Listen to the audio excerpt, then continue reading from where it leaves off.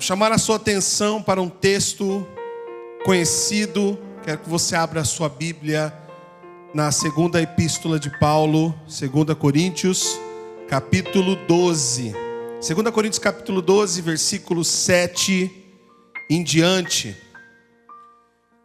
E o título dessa reflexão, meu irmão e minha irmã, que está nos assistindo nessa noite, é: Deus nos basta.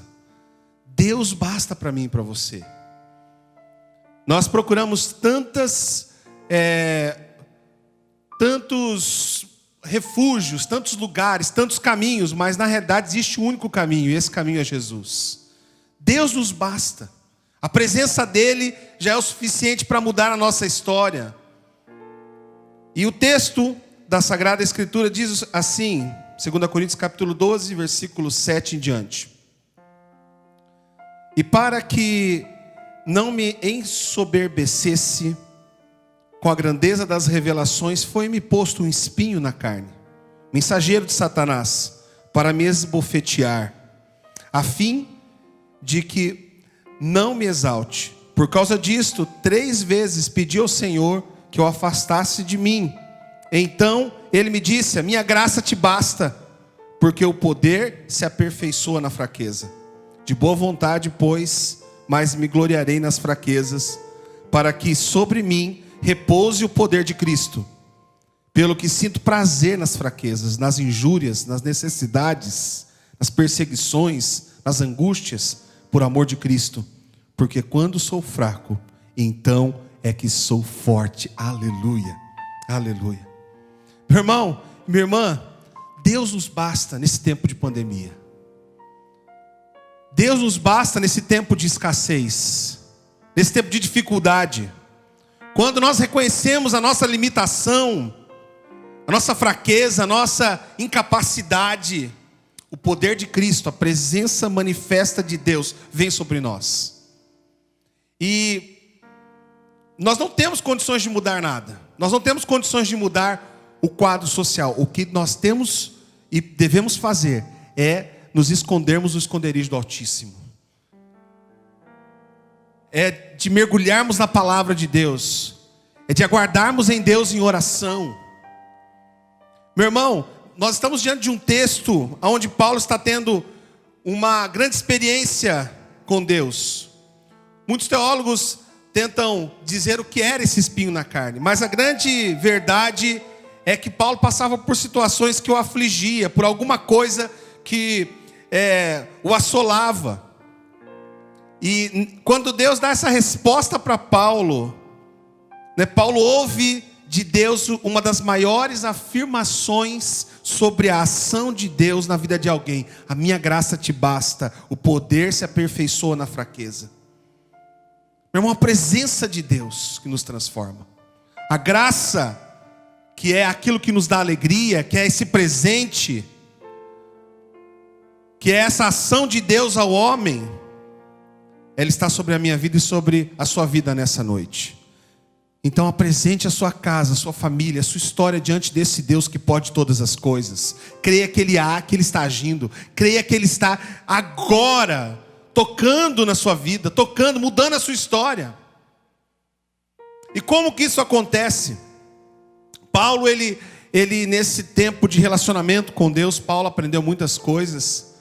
E um dos textos também que eu gosto muito de ler e de meditar, também se encontra em 2 Coríntios capítulo 10, versículo 3 em diante, que diz o seguinte: porque, embora andando na carne, não militamos segundo a carne.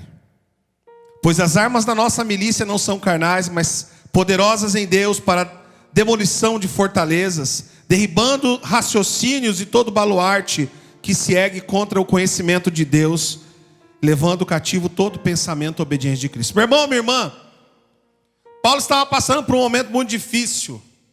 Esse espinho na carne, que o versículo 9, que os versículos 7 em diante estão aqui dizendo a nós. O versículo 9 diz assim: então ele me disse, a minha graça te basta. esse momento de dificuldade, ele é vencido pela presença desse Deus Todo-Poderoso. Deus se revelou a Paulo, e é nessa verdade que eu quero começar a desenvolver esse nosso assunto, né, nessa noite. Deus se revela primeiro ao homem. Toda a palavra de Deus, desde o Antigo Testamento até o Novo Testamento, Cristo está presente em cada texto, em cada momento da história. E há essa revelação desse Deus Todo-Poderoso em direção ao ser humano. Em Êxodo, meu irmão, eu quero começar com esse texto em Êxodo, mostrando para você que Deus está se revelando a você nessa noite. Que Deus está se revelando à sua família, à sua casa. Êxodo capítulo 20, versículos 2 e 3. O texto diz o seguinte: eu sou o Senhor, o teu Deus, que te tirou do Egito, da terra da escravidão. Não terás outros deuses além de mim. Meu irmão, minha irmã, Deus se revela ao ser humano para trazer libertação. Deus se revela ao ser humano para trazer um novo tempo. E lá em Êxodo, Cristo é esse grande libertador. Cristo é esse tabernáculo onde a presença de Deus se manifesta de forma real, acessível.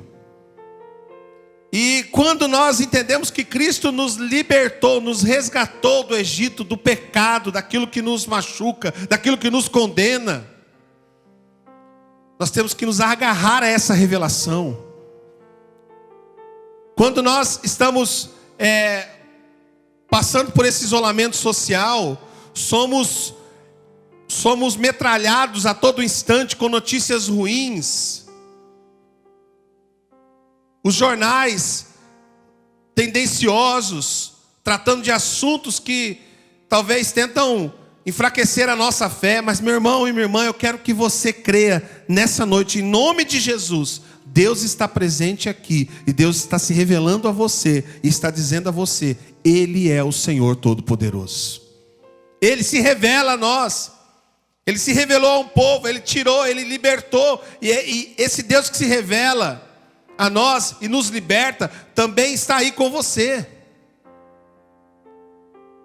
Um outro texto, lá em Lucas capítulo 4, verso 18 e 19, mostrando Cristo em Êxodo e Cristo no Novo Testamento. Essa experiência de Jesus, onde diz: o Espírito do Senhor é sobre mim, pois me ungiu para evangelizar os pobres, enviou-me a curar os quebrantados de coração, a pregar liberdade aos cativos e restauração da vista aos cegos, pôr em liberdade os oprimidos, a anunciar o ano aceitável do Senhor. Meu irmão e minha irmã, Cristo é a única solução para mim e para você nesse tempo de pandemia.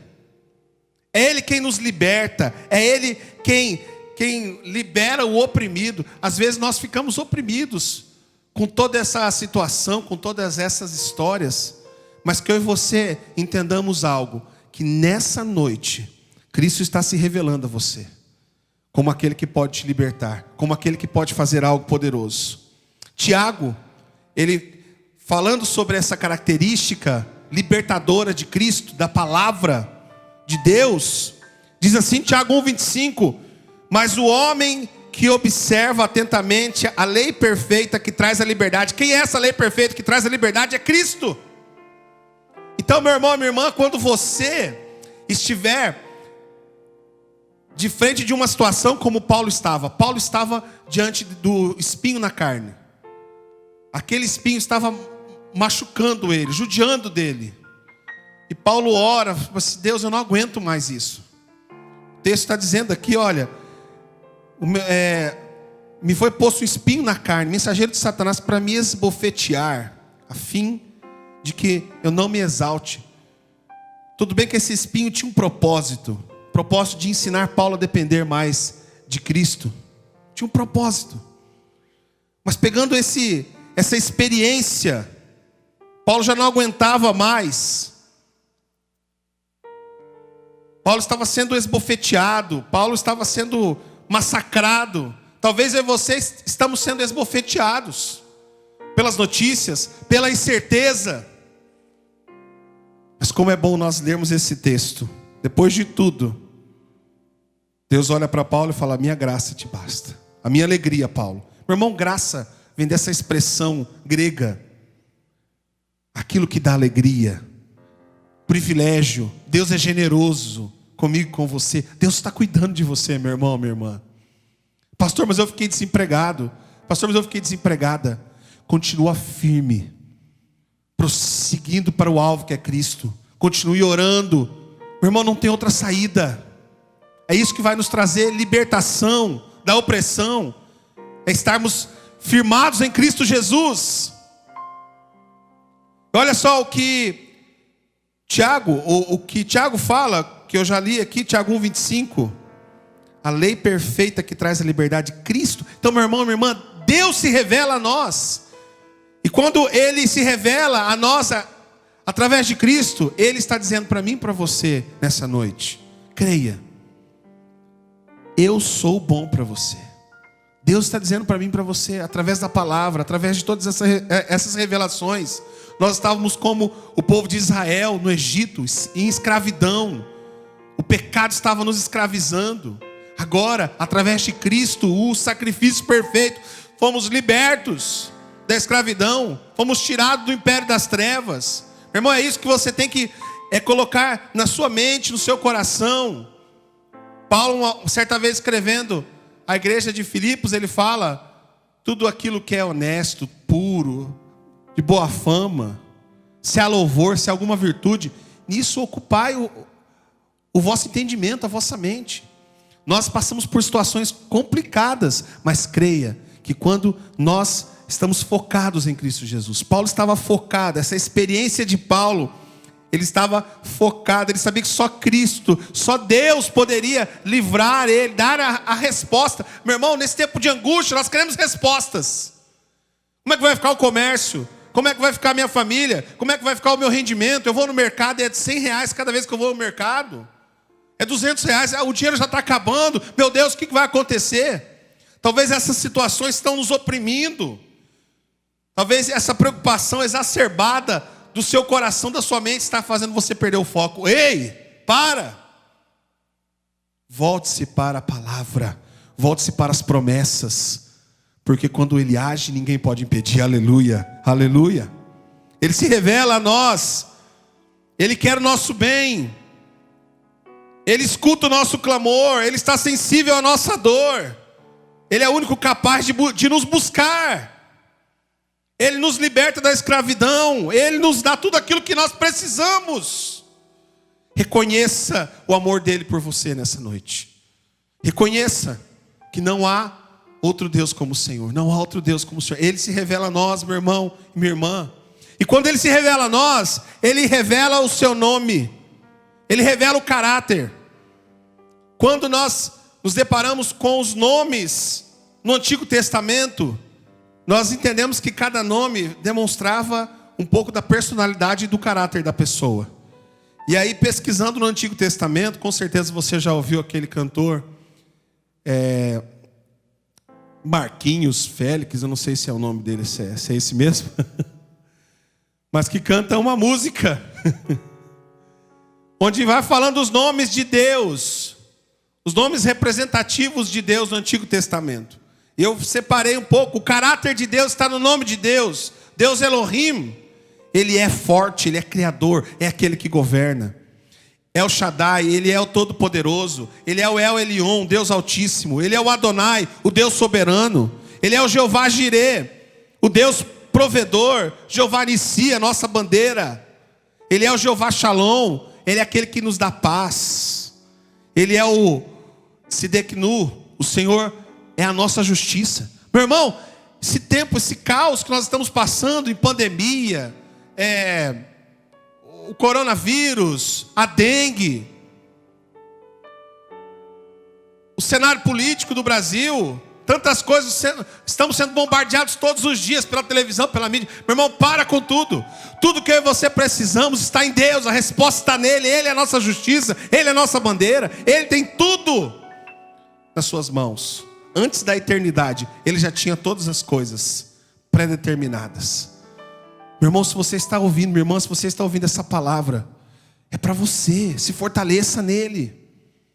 se fortaleça. Deus está se revelando a nós como a sua justiça, como Jeová Chamar, o Deus que ali está presente, como o Tsevaote, o Senhor dos Exércitos, é Ele quem luta as nossas batalhas, como o El Gibor, o Deus valente, o Todo-Poderoso, aleluia, aleluia, Ele está aí com você.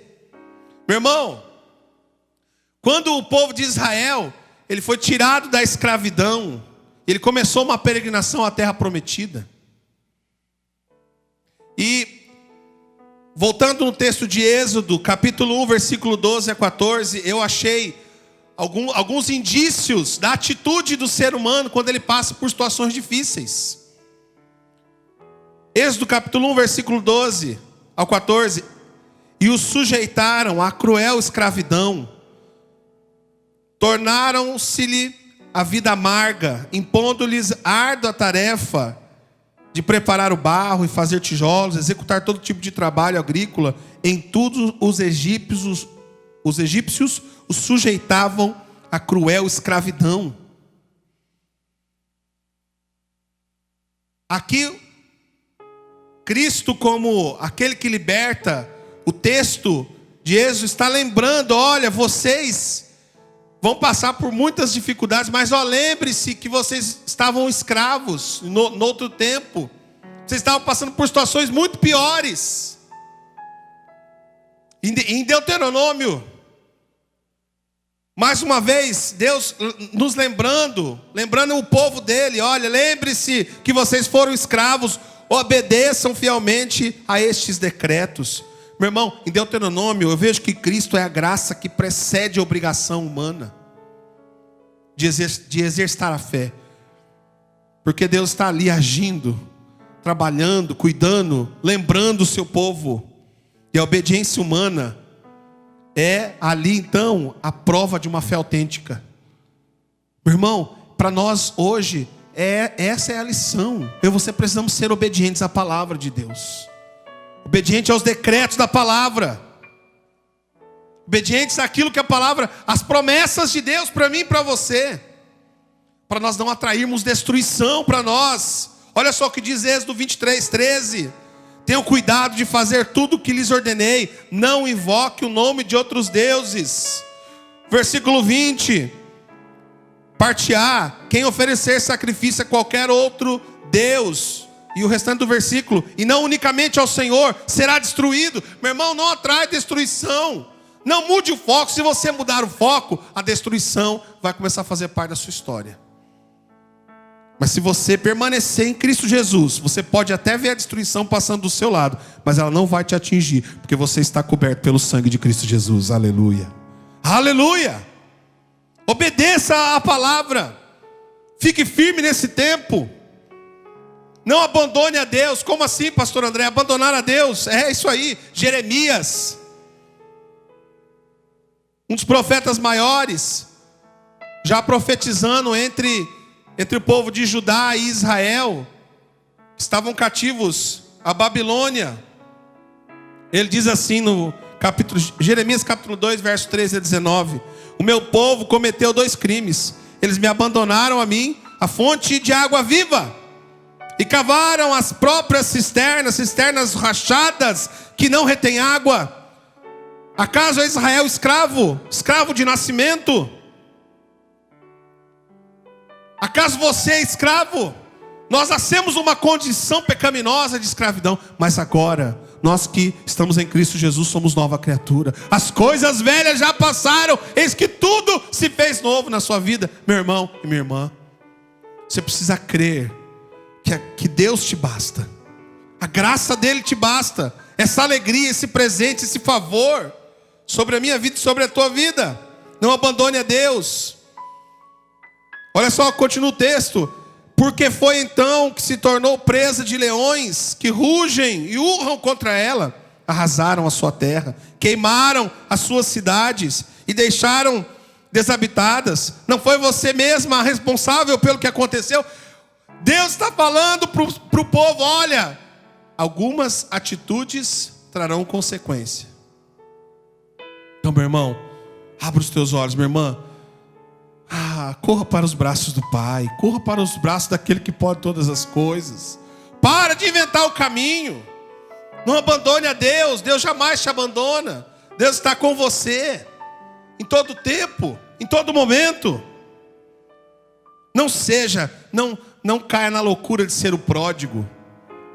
Aquele que desperdiça tudo e depois volta arrependido. Viva o tempo agora. Creia que Deus está na sua vida agora, agindo, limpando. Meu irmão, minha irmã, não caia nas fantasias dos falsos deuses, dos falsos profetas. Esteja conectado nas coisas que nós estamos aqui. Não estou falando sobre unanimidade, exclusividade. Não estou dizendo que você só tem que assistir a gente, não. Mas muito cuidado quando você fica navegando por outros lugares. Parece que lá em 1 Samuel capítulo 4, nós vemos ali a história de Samuel, Eli, os filhos de Eli fazendo ali uma atrapalhada só, tratando o altar de Deus de forma desonrosa. Uma profecia surge contra a casa de Eli. E aí então, já no capítulo 4, acontece uma situação e as pessoas estavam tão bêbadas com a religiosidade que elas querem transformar a Arca da Aliança no amuleto. E olha só, 1 Samuel 4,4: vamos a Siló buscar a Arca da Aliança do Senhor. Quando a Arca da Aliança do Senhor entrou no acampamento, todos os israelitas gritaram tão alto que o chão estremeceu. Meu irmão, a grande questão não é a arca, não é você ter acesso, é você viver uma vida verdadeira com Cristo Jesus. Não é o memorial de aliança, não é um amuleto. A Bíblia não pode ser um amuleto para você. Naquela época a arca simbolizava a presença de Deus, o cuidado de Deus. Hoje nós temos a palavra, o Espírito Santo. Você não pode só saber desses termos e ter isso como amuleto. Você precisa viver. Não adianta nós comermos o pão e viver no pecado.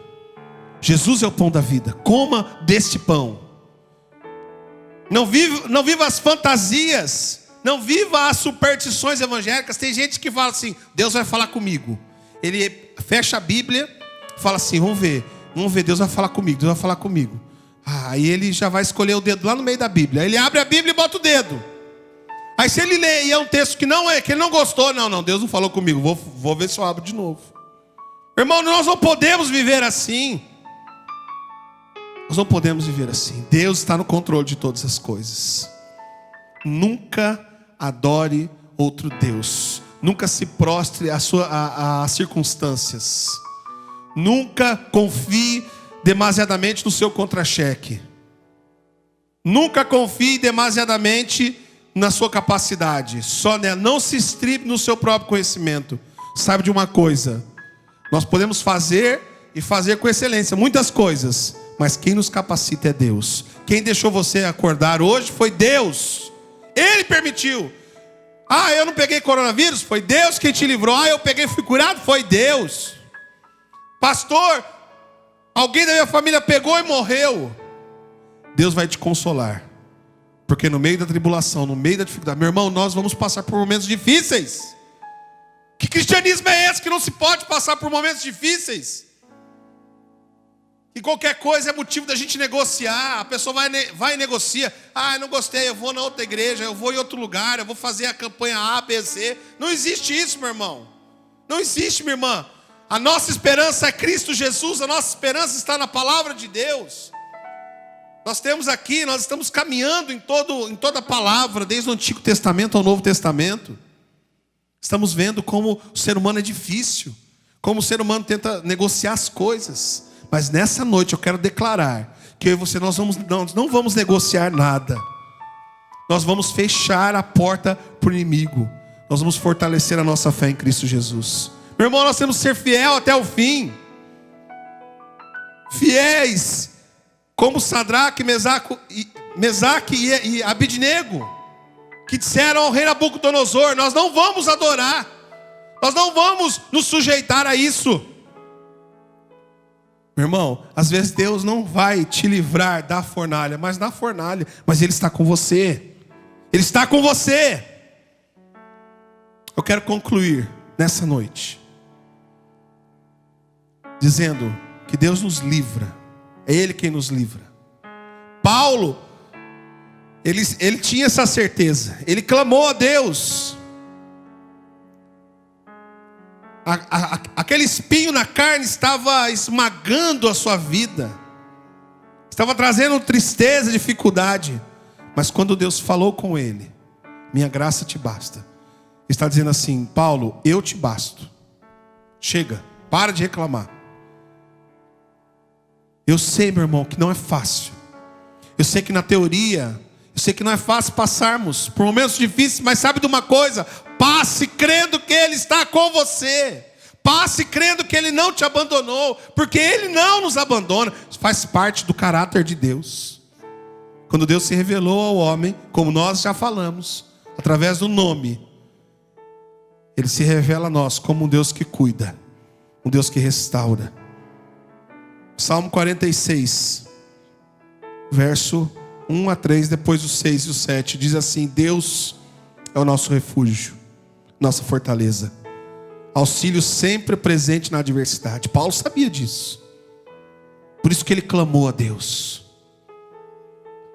O texto continua: por isso não temeremos, embora a terra trema, os montes afundem no coração do mar, embora estrondem as águas turbulentas e os montes sejam sacudidos pela fúria, nações se agitam, reinos se abalam. Ele ergue a voz e a terra se derrete. O Senhor dos exércitos está conosco. O Deus de Jacó é a nossa torre segura. Aleluia. Meu irmão, no final, lá em 2 Coríntios capítulo 12, versículo 10, depois que Paulo passou por essa experiência, eu tentei trazer um pouco de cada porção bíblica do Antigo Testamento, algumas experiências dos profetas. E Paulo sabia de tudo isso. Paulo conhecia Deus, Deus na história, Deus na vida dele. Paulo tinha certeza de que Deus é esse Deus todo-poderoso. E depois dessa experiência ele fala assim: pelo que sinto prazer. Ah, meu irmão, ele fala: olha, eu sinto prazer nas fraquezas, nas injúrias, nas necessidades, nas perseguições, nas angústias, por amor de Cristo. Porque quando estou fraco, então é que sou forte. Quando ele fala que ele sente prazer, ele fala que ele tem satisfação. Que agora, ele sabendo quem é esse Deus, ele prefere isso. Ele prefere. Ele fala assim: olha, eu sinto prazer nas fraquezas. Ele fala assim: eu sinto prazer na minha fragilidade, porque quando eu reconheço que eu sou frágil, eu sei que quem age no cenário da minha história é Deus, o Todo-Poderoso. Aleluia. É esse Deus Todo-Poderoso que age. Ele está falando isso. Ele continua: nas injúrias, no atrevimento, no orgulho, quando alguém de forma orgulhosa me trata mal, eu sinto prazer nisso. Sabe por quê? Porque isso não me afeta. Eu estou sendo cuidado por um Deus Todo-Poderoso. Aleluia. Nas necessidades, meu irmão, a necessidade aqui tem uma conotação de que eu passo por uma situação difícil por causa da circunstância. As circunstâncias me obrigam a passar por alguma necessidade. Ele fala assim: olha, eu sinto prazer nisso, nas perseguições, nas angústias, quando estou fraco. Porque quando eu estou fraco, quando eu estou débil, sem força, carente de recursos, e aí eu finalizo. Nós vamos adorar a Deus com mais uma canção. Ele fala: então é que sou forte. Então é que sou forte. E não forte, meu irmão, esse forte não significa que ele venceu. É forte para passar por todas essas situações. É Deus quem gera essa força em nós. Vamos orar agora. Vamos orar. E em seguida vamos finalizar com essa canção de adoração, em nome de Jesus. Pai, Tu és aquele que nos livra de todo mal. Tu és aquele que está presente na hora da tribulação, na hora da angústia. Nós cremos que só o Senhor nos basta.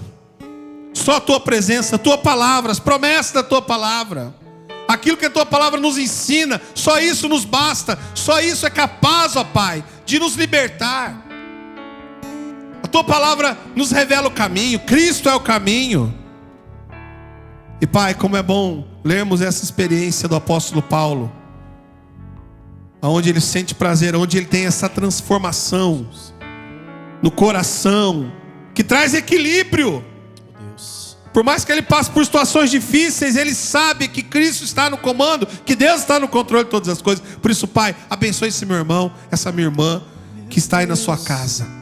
Cuida dele, Senhor, fortalece a sua fé, cuida do coração, tira todo o desânimo, todo o mal, que haja cura, porque Tu és o Deus que cura, Tu és o Deus que pode todas as coisas. Por isso, Pai, eu quero abençoar a vida do meu irmão, a vida da minha irmã, crendo no Teu agir. Que o Senhor, de fato, possa dizer para mim e para cada irmão, para cada irmã: a minha graça Te basta, a minha presença Te basta. Obrigado por essa presença. Obrigado pelo Teu amor, pelo Teu cuidado. Em nome de Jesus. Amém.